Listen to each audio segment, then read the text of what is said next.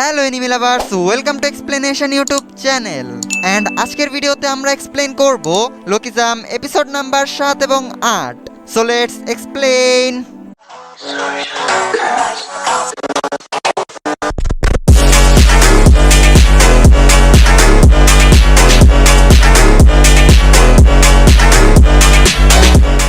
এপিসোডের শুরুতে ইয়ংসক দাখোয়ার বাসায় আসে, যেখানে তারা গানের প্র্যাকটিস করতে আসে। ইয়ংসক দাখোয়াকে জিজ্ঞেস করে, সত্যি আমি কি ভালো গান গাইতে পারি? তো দাখোয়া বলে, তুমি অনেক ভালো গান গাও, তোমার গান শুনে মনে চায় শুধু শুনতেই থাকি। আর তারা একটা মিউজিকের ওপর কথা বলতে থাকে, যেটা ইয়ংসক গেয়েছিল এবং দাখোয়া সেটা বানিয়েছিল, যেটা দেখে ইয়ংসক বলে, কে বলবে এই ছেলেটা এত ট্যালেন্টেড। তারপর আমাদের রাতের দৃশ্য দেখানো হয়, যেখানে আমরা ইয়ংসক আর দাখোয়াকে একসাথে হাঁটতে দেখি। তারা নিজেদের মধ্যে কথা বলছিল। তখন ইয়ংসকের খিদে লেগে যায়। সেই সময় দাখোয়ার দাদি ওকে ডাক দেয়। দাখোয়ার দাদি ওদের বলে, অনেক রাত হয়ে গেছে, তোমরা খাবার খেয়ে যেও। তো ইয়ংসক বলে, আমি নিশ্চয়ই খেতাম, কিন্তু আমি একটু আগেই খেয়ে এসেছি। এটা বলে ইয়ংসক সেখান থেকে চলে যায়। এরপর আমাদের স্টুডিওর দৃশ্য দেখানো হয়, যেখানে আমরা সেই তিনজন ছেলেকে দেখতে পাই, যারা স্কুল ফেস্টিভ্যালে গান গাওয়ার প্রস্তুতি নিচ্ছিল। অপরদিকে আমরা দাখোয়া, ইয়ংসক এবং জিহোকে একটা বেঞ্চে বসে থাকতে দেখি। ইয়ংসক দাখোয়ার বানানো গান দেখে বলে, আমার এটা ভালো লেগেছে। তারপর তারা গানের রিদম আর ট্যাকটিক্স নিয়ে কথা বলতে থাকে। দাখোয়া ইয়ংসককে বলে, তুমি গলায় বেশি জোর দিও না, এতে ভোকাল কর্ডস ড্যামেজ হতে পারে। এরপরের দৃশ্যে আমরা ইয়ংসককে বাসায় দেখতে পাই, যেখানে ও পুরনো কিছু স্মৃতি মনে করে। এরপর ইয়ংসক তার পুরনো বডিতে গানের প্র্যাকটিস করে। তখন সেখানে সেই সুন্দর মেয়েটা চলে আসে, যাকে দেখে ইয়ংসক অবাক হয়ে যায়। মেয়েটা ইয়ংসককে একটা মেডিসিন দিয়ে বলে, প্র্যাকটিস করার সময় এটা খেয়ে নিও, তোমার গলার জন্য ভালো হবে। এরপর মেয়েটা সেখান থেকে চলে যায়। এরপর আমরা তাদের তিনজনকে আবার একসাথে দেখি, যেখানে তারা গান ইমপ্রুভ করা নিয়ে কথা বলতে থাকে। তখন জিহো মনে মনে বলতে থাকে, বাহ, ইয়ংসক সব দিক দিয়েই ভালো। এরপর সেই তিনজন ছেলে দাখোয়াকে মারতে থাকে ইয়ংসকের সাথে স্কুল ফেস্টিভ্যালে পারফর্ম করার জন্য। এরপর তারা সেখান থেকে চলে যায়। তারা চলে যাওয়ার পর জিহো দাখোয়ার কাছে মাফ চায়। দাখোয়া বলে, তুমি কেন সরি বলছো? জিহো বলে, আমি অনেক বড় ভীতু। এরপর আমরা ইয়ংসককে দেখতে পাই, যে স্টোর পরিষ্কার করছিল। তখন সেখানে দাখোয়া আসে, আর ওর সাথে জিহো ছিল। দাখোয়া ইয়ংসককে বলে, জিহো তোমার কাছে কিছু বলতে এসেছে। এরপর আমরা তাদের একসাথে বসে থাকতে দেখি। জিহো ইয়ংসকের কাছে সেদিনের জন্য মাফ চায়। ইয়ংসক বলে, আমি সেটার জন্য রাগ করিনি। জিহো বলে, আমি এই স্কুলে জয়েন করেছি ফ্যাশনের জন্য, কারণ আমার ফ্যাশন অনেক পছন্দ। তো দাখোয়া বলে, আমিও এই স্কুলে জয়েন করেছি মিউজিকের জন্য। দাখোয়া তার স্মৃতিগুলো মনে করতে থাকে। তখন ইয়ংসক বলে, আমিও আগে যে স্কুলে পড়তাম, সেই স্কুলে কিছু স্টুডেন্ট আমাকে বিরক্ত করত।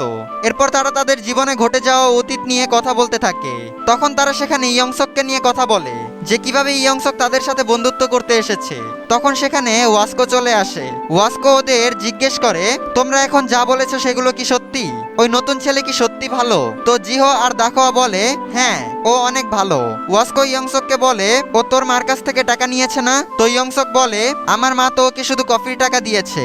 তো ওয়াস্কো বলে, আমার যা জানার ছিল আমি জেনে ফেলেছি, আমি এতদিন ওকে খারাপ ভেবেছি। আর তোমাদের মধ্যে যদি কারো ট্রেনিং নেওয়ার থাকে তো আমার কাছে এসে পড়ো। এটা বলে ওয়াস্কো সেখান থেকে চলে যায়। এরপরের দৃশ্যে তারা তিনজন তাদের বানানো মিউজিক চালু করে এবং ইয়ংসক সেটাতে গান গায়, যেটা শুনে দাখোয়া অবাক হয়ে ইয়ংসকের দিকে তাকিয়ে থাকে। এরপর আমরা স্টুডিওর দৃশ্য দেখতে পাই, যেখানে সেই দুজন ছেলে গানের প্র্যাকটিস করছিল।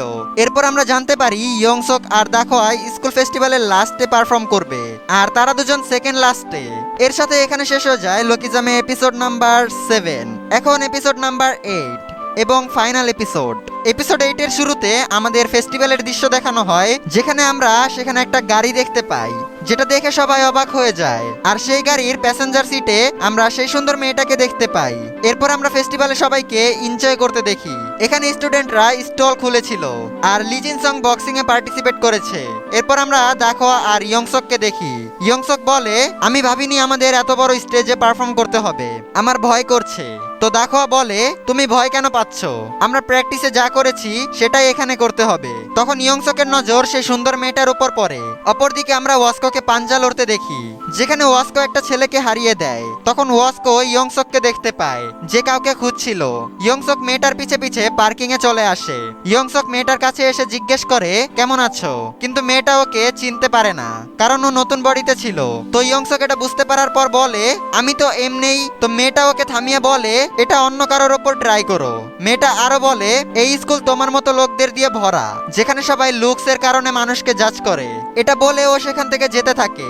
তখন ইয়ংসক ওকে আটকাতে যায়। তো ওর সাথে থাকা ছেলেটা ইয়ংসকের হাত ধরে ফেলে। ছেলেটা ইয়ংসককে একটা লাথি মারে, যার ফলে ইয়ংসক নিচে পড়ে যায়। সেই ছেলেটা ইয়ংসককে মারতে যাবে, তখনই সেখানে ওয়াস্কো চলে আসে।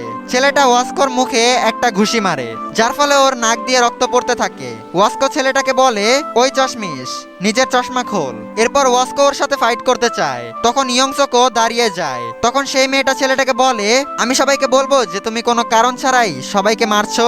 এরপর তারা সেখান থেকে চলে যায়। আর এরপর ওয়াস্কো এবং ইয়ংসক বন্ধু হয়ে যায়। ওয়াস্কো ইয়ংসককে একটা ড্রিঙ্কস অফার করে। পরবর্তী দৃশ্যে আমরা দেখি ইয়ংসক আর দাখোয়া কম্পিটিশনের জন্য প্রস্তুতি নেয়। তখন সেখানে সেই দুজন ছেলে চলে আসে, আর তারা পারফর্মের জন্য যায়। এরপর ইয়ংসক আর দাখোয়া স্টেজে আসে পারফর্ম করার জন্য, যেটা দেখে সবাই অনেক এক্সাইটেড হয়ে যায়। ইয়ংসক গান গাইতে গিয়ে আটকে যায়। তখন দাখোয়া তার র্যাপ দিয়ে গান শুরু করে, যেটা সবার মন ছুঁয়ে ফেলে। দাখোয়ার র্যাপ শুনে ইয়ংসক কিছুটা সাহস পায়, আর ইয়ংসকও তার গান গাওয়া শুরু করে, যেটা সবার অনেক পছন্দ হয়। আর সবাই মন দিয়ে গান শুনতে থাকে। তারপর গান শোনার পর সবাই চিল্লিয়ে ওঠে এবং সবাই তাদের ছবি তুলতে শুরু করে। আর তারা সেই কম্পিটিশনে ট্রফি জিতে যায়। এরপর সেই লোকটা সেখানে আসে এবং দাখোয়ার কাছে মাফ চায়। আর লোকটা ইয়ংসককে তার সাথে কাজ করার অফার দেয়, যেটা দেখে দাখোয়া অনেক কষ্ট পায়, আর ও সেখান থেকে চলে যায়। তো ইয়ংসক এটা দেখে লোকটার অফার ফিরিয়ে দেয়। এর পরের দৃশ্যে আমরা দাখোয়াকে বাসে বসে গান লিখতে দেখি। পরবর্তী দৃশ্যে আমরা সেই সুন্দর মেয়েটাকে দেখি, যার কাছেও ইয়ংসকের মতো দুটি বডি ছিল। এরপর আমরা ইয়ংসককে স্কুলে যেতে দেখি, আর আমরা ইয়ংসকের ঘরে সেই ট্রফিটা সাজানো দেখতে পাই। আর এর সাথে এখানে শেষ হয়ে যায় লোকিজাম সিজন 1। তো ভিউয়ার্স, তোমরা কমেন্ট করে জানাও যে লোকিজামের এই সিরিজটা তোমাদের কাছে কেমন লেগেছে।